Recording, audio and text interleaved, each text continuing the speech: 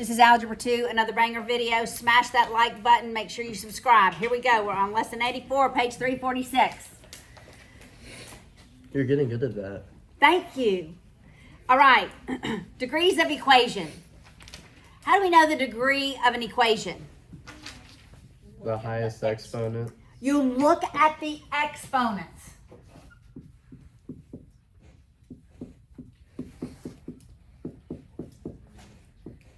What's the degree of that equation? 5. It's 5. It's the highest exponent. All right. That's an odd number.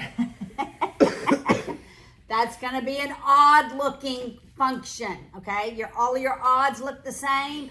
All of your evens look the same. Very similar. Okay.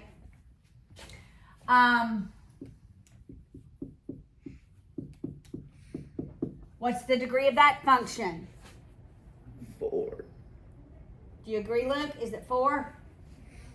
He says it, yeah, it's 4. Okay. I didn't ask if he says it. I asked, do you agree? Yes or no? It is, because the highest exponent is 4. It is a 4th degree function. It is even. So far, we have only dealt with functions that look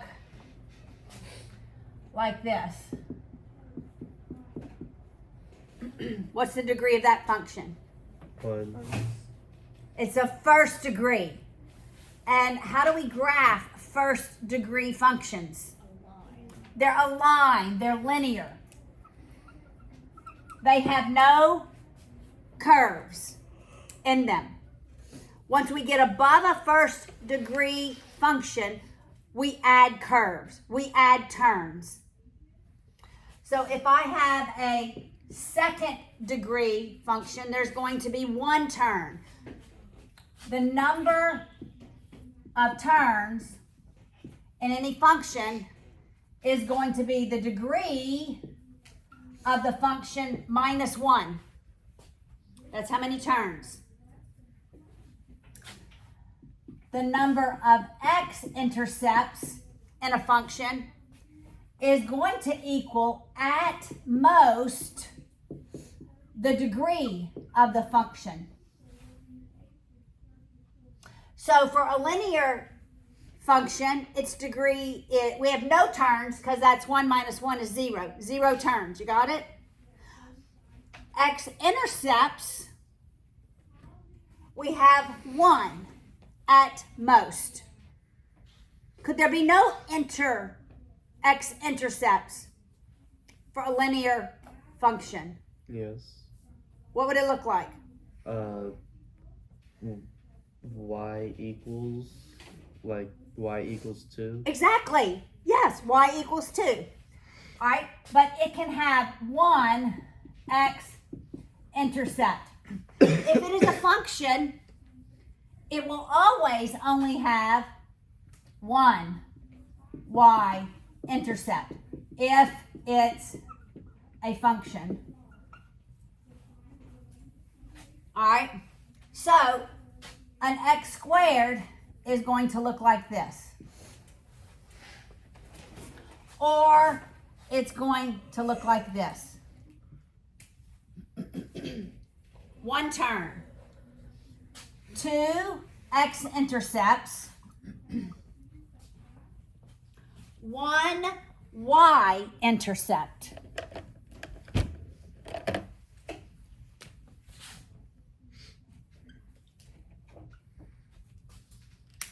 All right, what do you think an x cubed is going to look like? How many terms is it going to have? It's going to look like an S that starts in quadrant 3, and you got to look at it sideways, right? Like that. How many turns does it have? 1, 2 turns. It changes directions twice. How many x-intercepts at most does it have? 3. 3. How many y-intercepts? Only 1.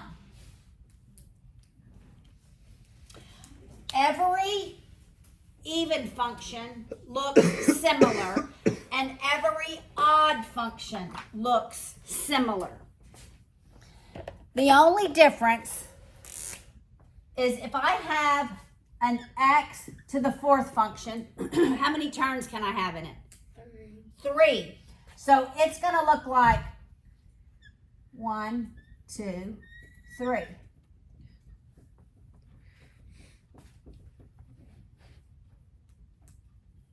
See that? The only difference is right here. They start in the same quadrant and they end in the same quadrant. Wait, how does that have 4? I start in one direction. Here's the first turn. 1. Second turn. 2. Third turn. Okay. Oh, yeah, I see. See? All right, what do you think an x to the fifth is going to look like? Similar to this, just more turns. So we start in one direction. There's 1 turn, 2 turns, 3 turns, 4 turns. Everything's just one direction, huh? Yes. It begins and ends in the same direction. All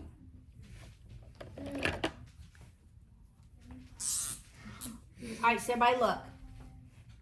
Your even degree functions will begin in quadrant 2 and end in quadrant 1 when your lead coefficient is positive.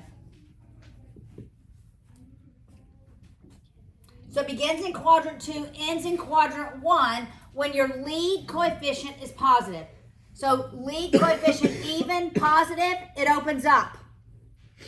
You see what I'm saying? It opens up? It opens up. Like we can pour water into it when it's positive. Got it? What do you think happens here to make it turn upside down? It's negative. It's negative. This is negative 2x squared. This negative is a vertical reflection across the x-axis rather. So when our lead coefficient is a negative, it opens down. Okay?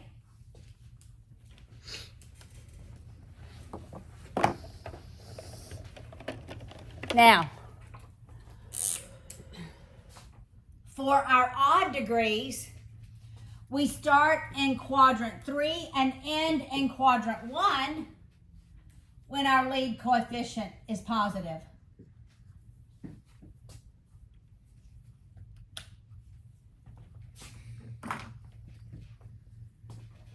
So we go like this.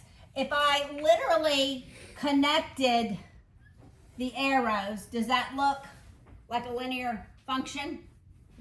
Is a linear function an odd? It is odd. When a line goes from left to right, it's increasing. What is the slope?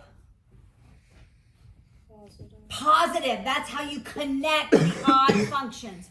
When you connect the arrows, if the line looks like a positive slope, your lead coefficient is positive.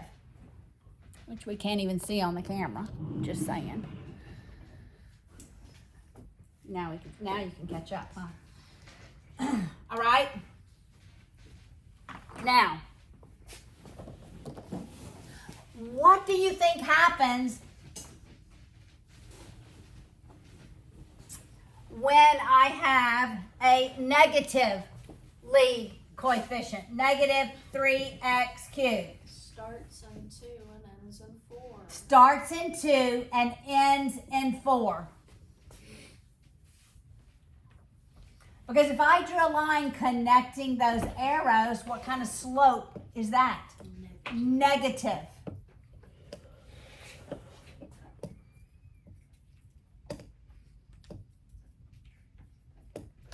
All right, we're going to revisit this in a minute. Let's look at the lesson. which deals with linear functions. And then we're going to look at how do we really graph and some more concepts with these higher degree functions. There are three options when I have a system of linear equations. A system means I have two linear equations. There are two options on how those three options rather, on how those two lines are related. Either they intersect at one point. In geometry, we call that, it's where two lines are concurrent. Do you remember that word, concurrent? So it's the point of concurrency where they're concurrent. In algebra, we call that where they're consistent. Okay, so this is a new term, consistent. The word consistent means they have at least one solution in common. Consistent means they have what? At least one solution. At least one solution. Can they have more than one? Can two lines have more than one solution in common? Yeah. If they have more than one solution in common, then how many do they have in common? They have to have all of them. If there's more than one solution in common, then they have to have every solution in common. So this would be the first line. And this would be the second line. You see how they have every solution in common? Every solution in common. That is called consistent at every point.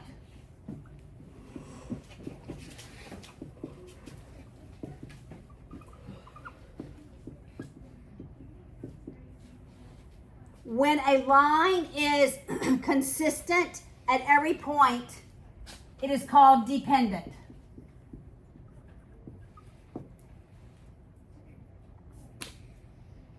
All right, that's a new term. Dependent. Dependent means it's the exact same line. It's the exact same line.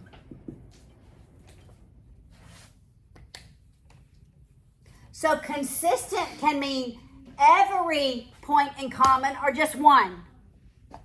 Dependent means every point in common, every coordinate point in common. All of them.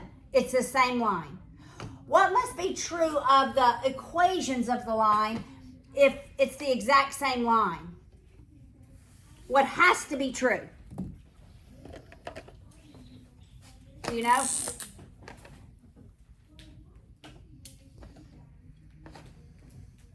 If I look at the equations, what has to be true of those equations? They have to be proportional. Okay, how could I look at two equations and know it's the exact same line?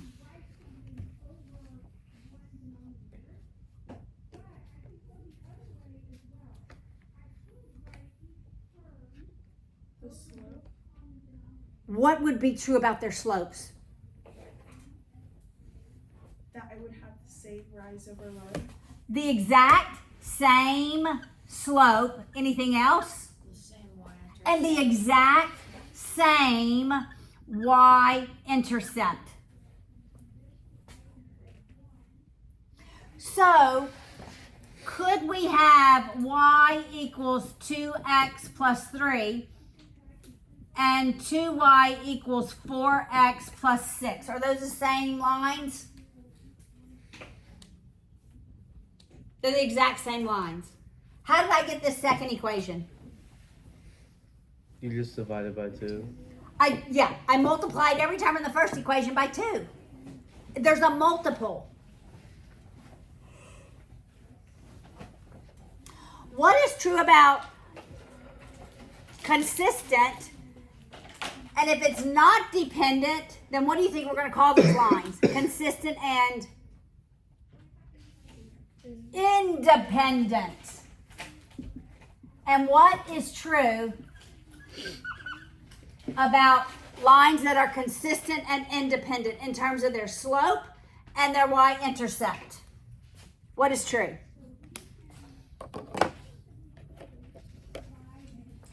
How are their slopes related? Are they the same?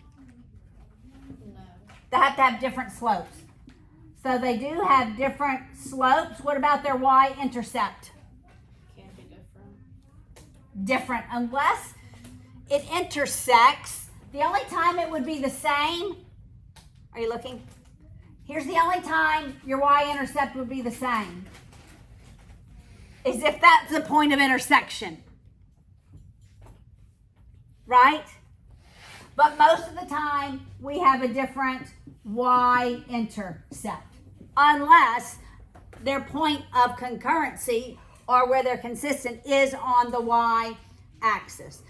There's one other option for a system of equations. What do you think it is?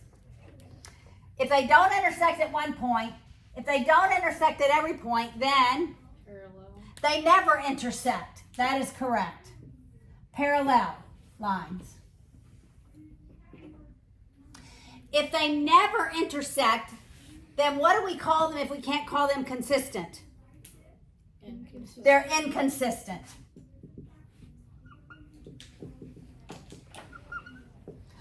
Do you think that they are dependent or independent? They're independent. Because dependent means they're the exact same line, right? And these are not the exact same line. If I have parallel lines, then what must I know about their slopes and their y-intercepts? Their slopes are the exact same. Same slope. Then what must be true about the y-intercept in order for it to be inconsistent and independent? It's different. It has to be different, because if it's the same, then what is true? That it's this one, right? It has to be a different y-intercept. If it does not have a different y-intercept, then it's these lines. The exact same line. All right? Now, that's independent and dependent, consistent and inconsistent. Now I want to look at second degree equations. All right, I'm going to draw this first one on your sheet, and we're going to talk about it, okay?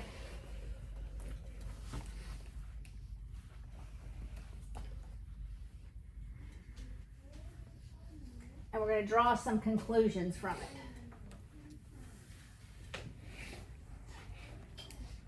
All right.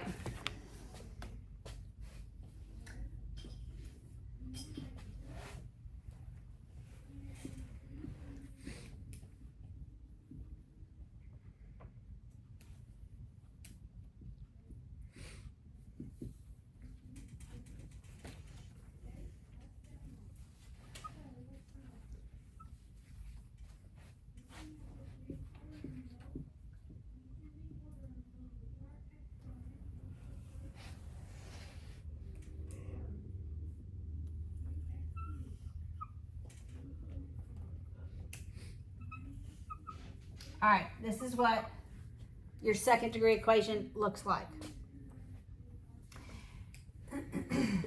The equation is not really too relevant except for a couple of things. The lead coefficient is positive, so it opens up. When does any graph cross the y-axis? Here you see the y-intercept is -5. What's the value of x at the y-intercept?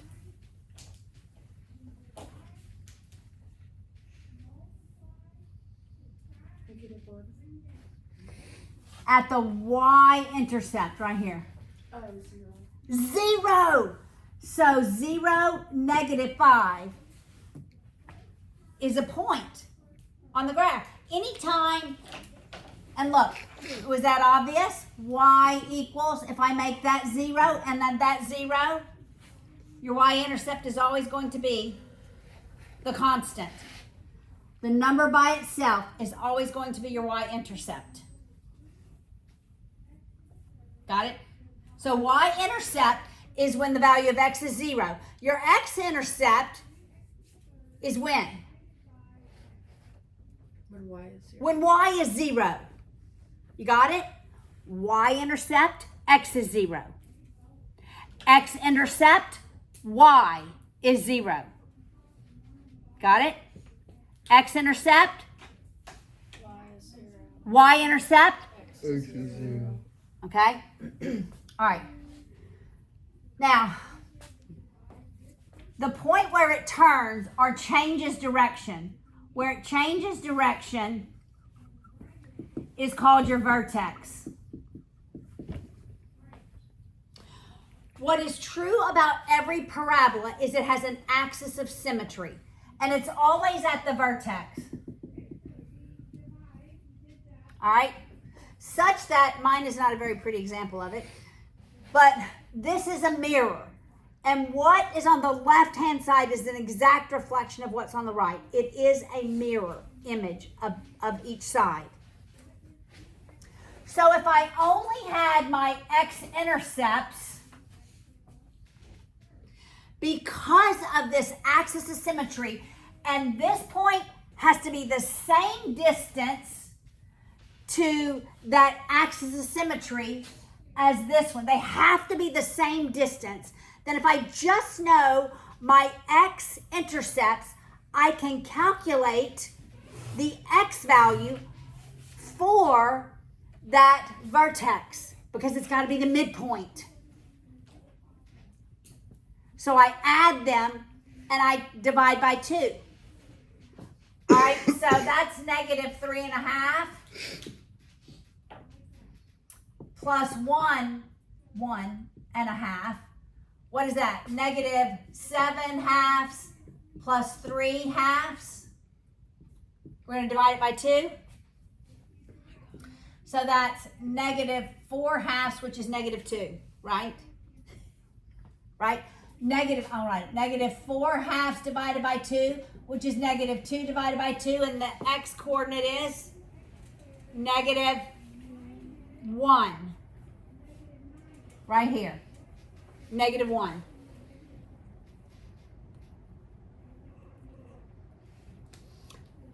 I could have given you the formula differently. I could have said, okay, let's graph y equals x plus 1 and x minus 5. All right? Can I know my x-intercepts from this? Yes. What are my x-intercepts? -1 and 5. -1 and 5. -1, 5. Can I calculate my y-intercept? Yes? What's the y-intercept? 6. Okay. 4. Wait. Just Make x. Make x 0. So it's +1 times -5. So it's going to be at -5. Does that make sense? That it would be way down here? Yes. Why? Because there's no negative here, so we know it opens up. All right, so down here at -5 is where it's going to intersect the y-axis. Can we calculate the x-coordinate of the vertex? Yes. We can. And how do we do that?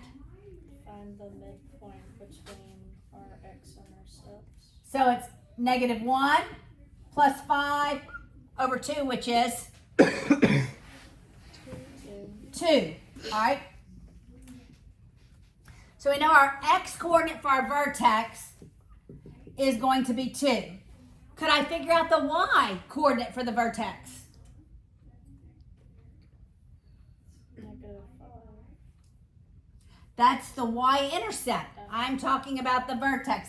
This is going to be my axis of symmetry, but where on the y-axis? It's going to be down here somewhere. Where on the y? How can I figure out what the y coordinate would be if I have an x coordinate?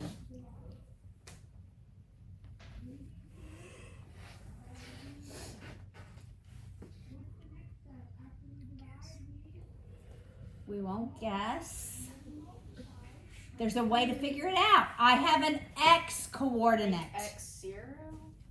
Make x2. Make x2.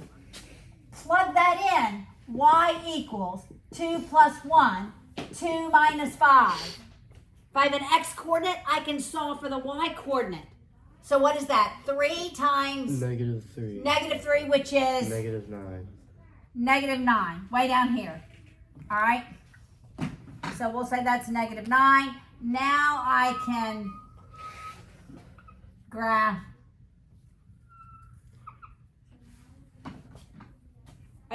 Are you mentally pulling things together in your mind? Yes. A little bit. Okay. I want to do a 3rd degree equation. Okay? I'm only going to do factors. We're going to do a lot of 2nd degree equations. And I actually want to do 2 different equations.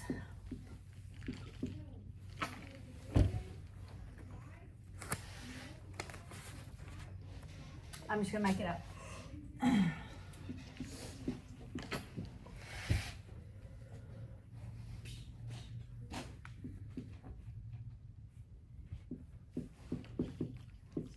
All right. Is that a 3rd degree equation?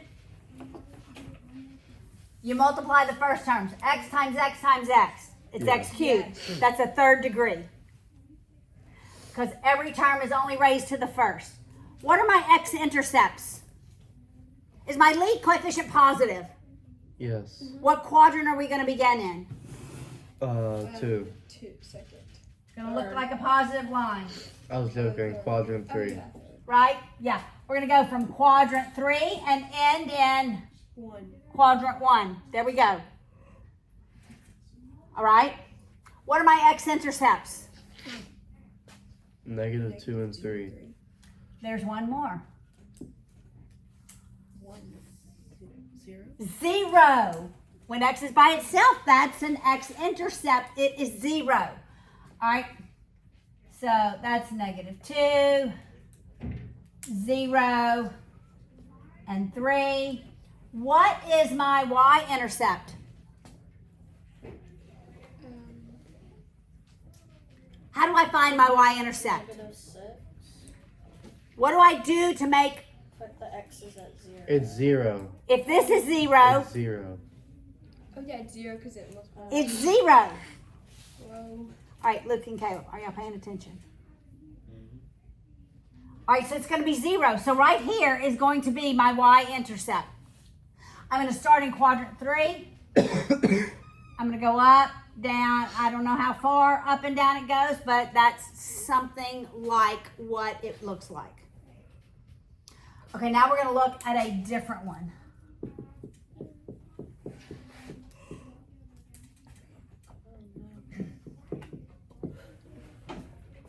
What is different between this one and this one? The It's first. still 3rd. It's still a 3rd degree. You add them, 2 plus 1 is 3. Still a 3rd degree. Lead coefficient is positive, so it's starting quadrant 3, ending quadrant 1. But there's something different here. It's a square. A term has been squared.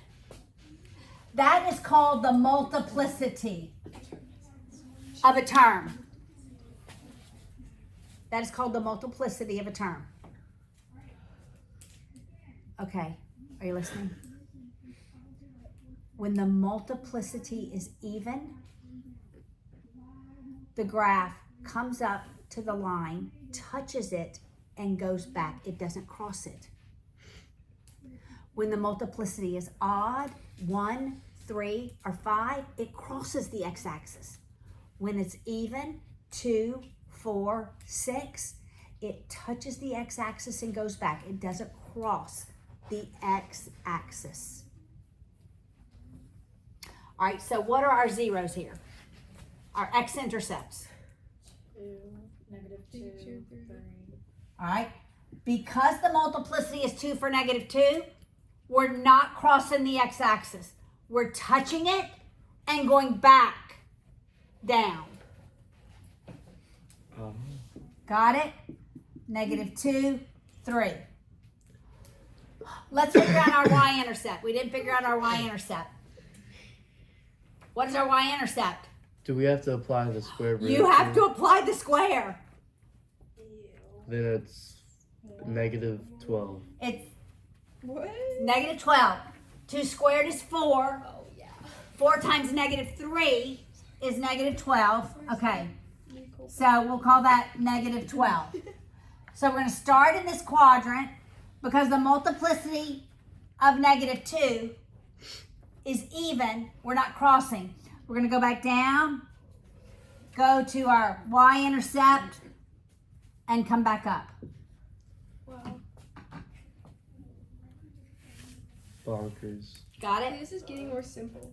So what would you do Oh. if you have like x plus 2? The first one was like crazy. Okay.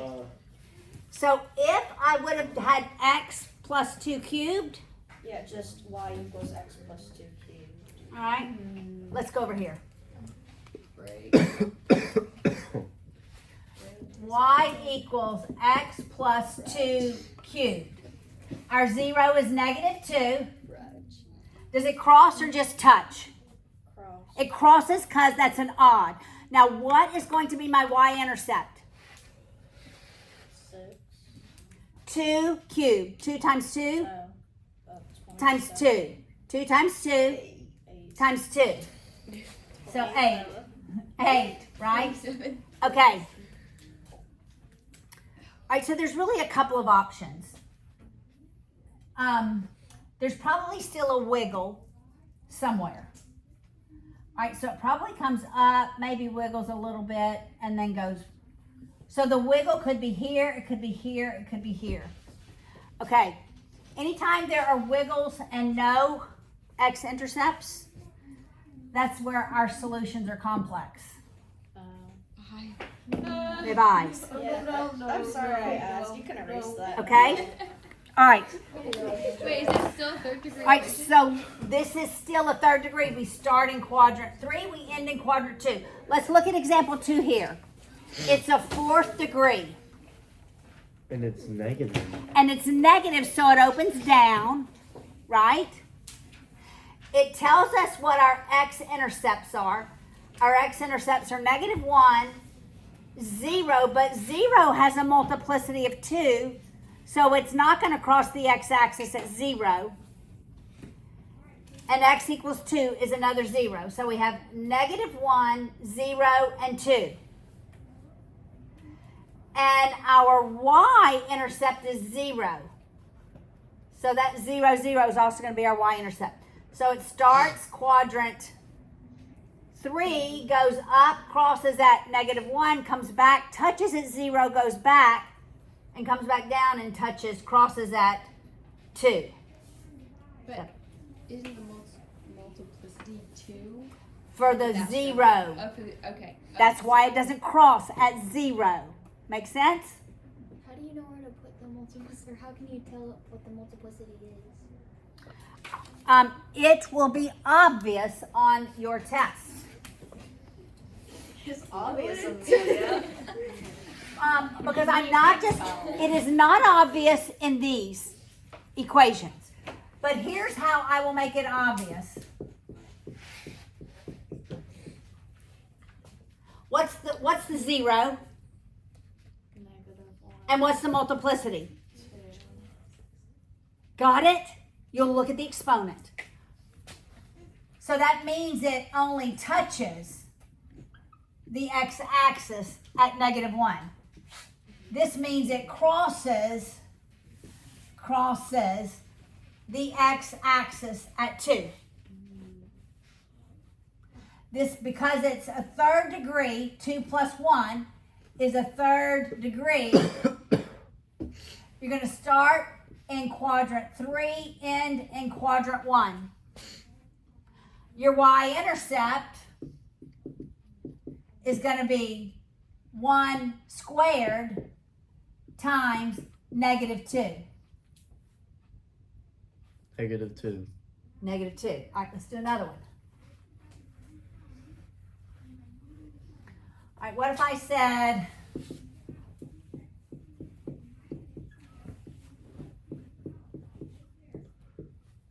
all right, what are my zeros? Oh, that's a big one, isn't it? -5 and 12. Are we going to cross at -5 or touch and turn? Cross. We're going to cross. What are we going to do at 12? Touch and turn, right? What's going to be my y-intercept?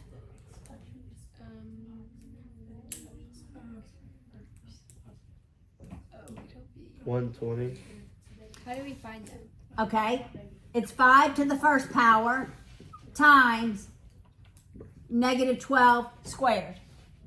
So 120. A big one. I don't know. 144 times 5. 12 times 12 is 144 times 5. It's a big positive number. Ellen. Got it?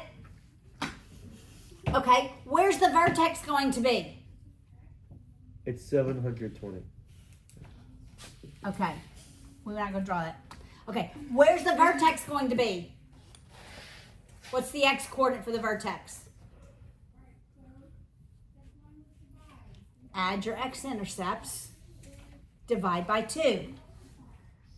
So the vertex x coordinate is going to be -5 plus 12 divided by 2. That's 7/2,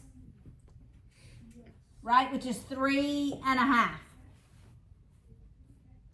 Okay, or 3.5. How could I find the y coordinate of the vertex? Substitute. I plugged this in for x, that's right, and I saw for y. Big number. Whatever that number is. That's going to be 8.5 times whatever that is squared. A negative number squared. All right, let's do another one.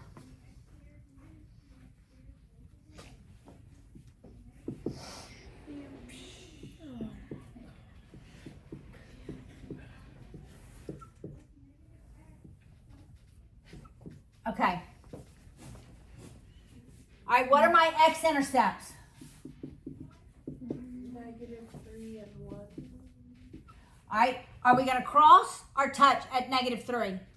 Touch. Touch at 1. All right.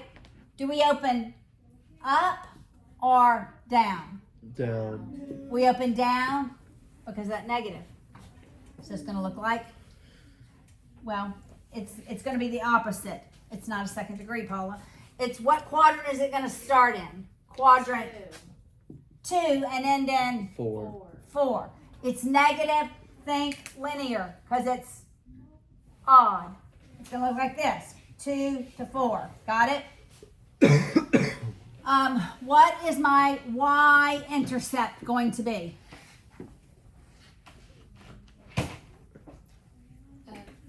The y-intercept is going to be the -3. It's going to be Negative 9. Oh, 9. It's going to be negative times 3 squared times -1. It's going to be 9. 9. So it's going to be 9. So if the y-intercept is 9, then what is a coordinate pair for the y-intercept? 0, 9. Yeah. Got it? The y-intercept, x is 0. The x-intercept, y is 0. You have a coordinate pair. Got it? Where's my vertex?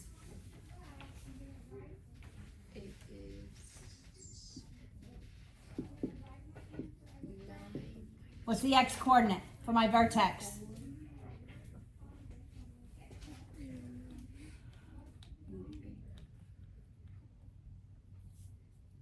Don't you take the 2 x-intercepts? Well, yeah, assuming this would be just that. Oh, okay. Got it? So assuming it would be that. X will be 0. It'd be negative 3 plus 1, and you take half of it. Negative. Yeah, negative 1. And then I would plug negative 1 in here, assuming this is a second degree equation. Do we? Because if it's a third degree equation, we actually have 2 vertexes. 2 vertices. Right? But I'm not going to ask you that on the test. But how do we find the y coordinate? Plug in negative. Plug negative 1. So it's negative times 2 times negative 2, which is 4. Do you do the squared?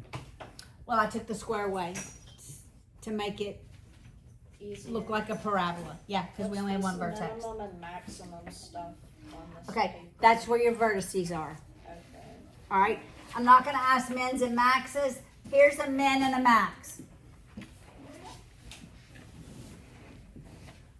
It's where the vertices are. So there's a vertex and there's a vertex. This would be called a maximum. It's the maximum point of that curve. At the maximum point, the curve is neither increasing or decreasing. It's where it changes directions. This would then be called a minimum. It's not, the curve is not changing at that point. The curve is not decreasing or increasing. It's where it changes. All right, so look. Here the curve is increasing. Here the curve is decreasing. And then here the curve is increasing again. You will just have to be able to do a rough sketch of something like this. A rough sketch of something like that on your test.